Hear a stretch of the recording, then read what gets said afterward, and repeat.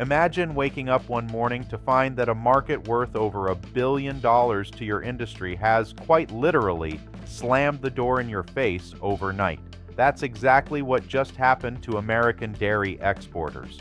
For months, former President Donald Trump has been loudly demanding that Canada expand its access to U.S. milk, cheese, butter, and cream under the North American Free Trade Deal, USMCA. He's even threatened retaliatory tariffs if Ottawa didn't play ball. And yet, in a stunning move that blindsided many U.S. farmers, Canada's latest quota allocations for dairy imports have effectively locked out new shipments from the United States, unless they're willing to pay punishing tariffs of over 200%, sometimes nearly 300%. This wasn't a slow fade. The change happened at the start of the new 2025 to 2026 quota year, when Canada quietly announced that many of its tariff rate quotas (TRQs) for U.S. dairy were already fully allocated. No open slots, no more in-quota access. For American dairy producers, this is the nightmare scenario. The product is ready, the buyers are waiting, but the border is effectively closed unless you can stomach a massive tax that destroys your profit margin. And for Trump, this is more than just a trade snag. It's a political flashpoint. He's campaigning on being the deal maker who can strong-arm Canada into opening its markets, and Ottawa has just sent him a very public no. Today, we're unpacking exactly how this dairy drama exploded, why Canada's slam the door move matters, and what it means for farmers, consumers, and the politics of North American trade. To understand why this moment is so explosive, you need to know the long, bitter history of U.S.-Canada dairy trade. For decades, Canada has operated under what's called supply management, a tightly controlled system that sets production quotas for domestic farmers and protects them with extremely high tariffs on imports beyond those quotas. In practice, that means Canadian dairy farmers know exactly how much they can produce and at what price they can sell, and foreign suppliers can only access the market through small, carefully managed tariff rate quotas, TRQs. Inside the quota, tariffs are minimal. Outside it, you're talking about import taxes that can hit 245% on cheese, 298% on butter, numbers so high they effectively shut the door. When the U.S.-Mexico-Canada Agreement, USMCA, replaced NAFTA in 2020, one of Washington's biggest wins, on paper, was expanded dairy access to Canada. Under the deal, Canada agreed to open up a bit more of its market through TRQs for milk, cheese, butter, cream, whey, and other products. The idea was that U.S. exporters would be able to sell more to Canadian buyers without hitting those sky-high tariffs. But almost as soon as the ink was dry, the U.S. accused Canada of cheating. In 2021, the U.S. launched the first ever dispute under USMCA, claiming Canada was allocating most of those new dairy TRQs to domestic processors rather than retailers or food service buyers, essentially funneling the benefits back to Canadian companies instead of allowing open competition. In early 2022, the dispute panel sided with the U.S. in part, forcing Canada to adjust. But in a second case in 2023, the panel's ruling went the other way, giving Canada far more leeway in how it could allocate quotas. U.S. dairy groups were furious, warning that Ottawa's system still kept out many would-be American exporters. Meanwhile, Canada was fighting its own dairy trade battle on another front, with New Zealand under the CPTPP Trade Pact. New Zealand also accused Ottawa of manipulating TRQ allocations. In mid-2025, that dispute ended with Canada promising technical adjustments, but no meaningful new market openings. And then came the domestic political lock. In June 2025, Canada's Parliament passed Bill C-202, which literally prohibits the government from offering any additional concessions on dairy, poultry, or eggs in any future trade negotiations. That's a giant "do not touch" sign hung over the sector. On the U.S. side, Trump, already back in the headlines and campaigning hard, seized on dairy as a symbolic fight. He blasted Canada's supply management system as unfair and outdated, demanded Ottawa expand quotas further, and threatened tariffs on Canadian dairy and softwood lumber if they didn't comply. Negotiators met, but on June 27, 2025, Trump abruptly walked away from talks, citing bad faith from Ottawa. Days later, Reuters reported that dairy was still the central sticking point. Then, on August 1, 2025, the new Canadian TRQ year quietly began. Importers logged into the Global Affairs Canada allocation system and saw the bombshell for many major dairy categories under USMCA, including milk, cheese, butter, cream, and skim milk powder. The available quantity was zero. All in-quota access had already been distributed, with no remaining slots for new applicants. For any U.S. exporter without an allocation, the message was clear. You can still ship to Canada, but only if you're willing to pay the out-of-quota tariff, which could more than double or triple the landed cost. For most, that's a non-starter. The result?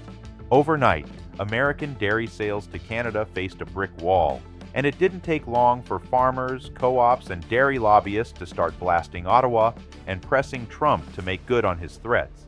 This is where the political theater meets the economic reality. For Trump, it's a fresh headline and a rally talking point. For Canadian politicians, it's a chance to defend supply management as a national institution.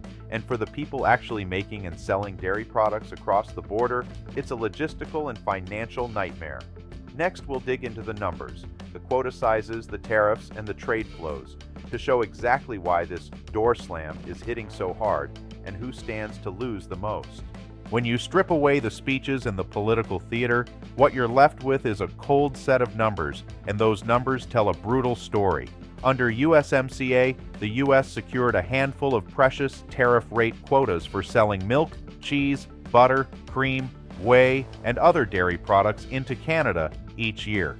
In theory, these quotas were supposed to be the safety valve, a guaranteed lane for American dairy to enter the Canadian market without getting crushed by sky-high tariffs. The 2025 to 2026 quota year, for example, was set to allow 50.5 million kilograms of milk, 10.6 million kilograms of cream, 4.17 million kilograms of whey powder, 7.57 million kilograms of skim milk powder, 6.25 million kilograms of all types of cheese, another 6.25 million kilograms of industrial cheese, and 4.54 million kilograms of butter and cream powder. But on August 1st, when the new quota year officially opened, importers logging into Canada's allocation system saw a jarring pattern. Across many of the most lucrative categories, the available quantity figure was already zero. Every kilogram of in-quota access had been spoken for before the first truck even reached the border. That left U.S. exporters staring down a grim reality. Ship without a quota slot, and you're instantly hit with Canada's over-quota tariff rates, a punishing wall that can reach 245.5% on cheese, 298.5% on butter, and well over 200% on milk powders. To grasp the scale of that penalty, imagine selling butter at $4 per kilogram. The moment it crosses into Canada without a quota allocation, the landed price balloons to nearly $16. That's not a mild competitive disadvantage, it's a death sentence for the sale. The sting is sharper when you consider how important Canada has been to American dairy. In 2024, U.S. dairy exports worldwide hit $8.2 billion, the second highest figure on record. Canada alone accounted for roughly $1.14 billion of that, making it one of the top buyers of American milk and cheese. On the Canadian side, import data shows the country brought in $1.64 billion Canadian dollars worth of dairy products that year, while exporting only $555 million. Canada is, by definition, a net importer, and the U.S. has long been one of its key suppliers. Even as late as mid-2025, shipments from the U.S. were still climbing month over month, proof that demand on the Canadian side was solid. That's why this year's quota allocations landed like a sucker punch. For many smaller U.S. farms and co-ops, there was no warning, no gradual tightening. The market they depended on was open one day, prohibitively expensive the next. And because TRQ allocations are often concentrated in the hands of a few importers, many tied to Canadian dairy processors, there's little chance for new or independent exporters to break in mid-year. Unless existing allocation holders decide to return unused quotas, those doors stay shut until the next cycle. Layered on top of this is the political cement of Bill C-202, passed in June 2025, which legally bars Ottawa from offering any additional market access for dairy, poultry, or eggs in future trade talks. It's not just a temporary policy stance, it's a legislative lock on the door. For U.S. producers, the chain reaction is immediate and unforgiving. Without the Canadian sales they counted on, they either have to eat the tariffs, scramble for alternative markets, or pull back on production. Any of those moves can ripple back into the domestic market, pushing farm gate prices down and tightening margins that are already razor thin. From Canada's perspective, supply management shields domestic farmers from the turmoil, keeping prices stable and production quotas intact. But that protection comes with a geopolitical cost. If the U.S. retaliates with tariffs on other Canadian exports, lumber, agricultural goods, manufactured products, the blowback could hit sectors far outside the dairy barn. And then there's the timing. By locking up the quotas right at the start of the allocation year, Canada denied U.S. negotiators any breathing room to push for changes in year. For Trump, it's a very public failure in a fight he's been trying to make a signature win. For Canadian politicians, it's a show of resolve to their most powerful farm lobby. For the farmers and exporters caught in the middle, it's proof that in the world of trade policy, the numbers can shift faster than your ability to adapt, and when they do, the consequences are immediate, costly, and often irreversible. When the dust settles on a trade move like this, there are always two camps: those who quietly cash in and those who scramble to contain the damage. And in this dairy drama, the dividing line runs straight along the 49th parallel. In Canada, the winners are almost embarrassingly clear. Domestic dairy producers, long protected by supply management, now enjoy the security of a market where competition from the U.S. has been sharply curtailed. Prices can hold steady, production quotas remain valuable, and the political establishment has just demonstrated through Bill C-202 that it's willing to legislate their protection into the future. For those lucky enough to already hold the coveted TRQ allocations, the situation is even better. They control the narrow bridge into the Canadian market for U.S. dairy, and with supply locked up from day one, their position becomes even more powerful. If they choose to fill those allocations with American product, they can drive a hard bargain. If they don't, they've still kept competitors at bay. On the other side of the border, the mood could not be more different. For U.S. dairy farmers who've built their business models around steady Canadian demand, the overnight quota freeze is a nightmare scenario. Some have contracts they can't fulfill without eating tariffs so steep they erase profit entirely. Others face the equally grim choice of finding a new market mid-season or scaling back production in a year when every dollar counts. The smaller the producer, the harder the hit. Large corporations may have the flexibility to redirect shipments abroad, but family farms often do not. And when multiple exporters all look for alternative buyers at once, the sudden oversupply can push domestic prices down, tightening margins across the industry. The pain doesn't necessarily stop at the farm gate. U.S. dairy processors, transport companies, and cold chain operators who relied on cross-border business will feel the contraction in volumes almost immediately. Communities in dairy-heavy states like Wisconsin, New York, and California, places where agriculture dollars ripple through local economies, could see that slowdown in everything from truck routes to processing plant shifts. Canada isn't entirely insulated either. While its dairy sector is shielded, the broader economy could find itself in the crosshairs if Trump makes good on threats of retaliation. Lumber, beef, seafood, even manufacturing exports could become bargaining chips in a broader tariff fight. History offers a warning here. The 2018 tariff war over steel and aluminum led to counter tariffs that hit whiskey, ketchup, and maple syrup. A similar tit-for-tat now could pull in industries with no stake in the dairy fight.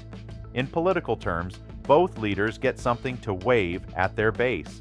Canadian officials can point to a textbook defense of national policy, a line drawn in the sand that they refuse to cross.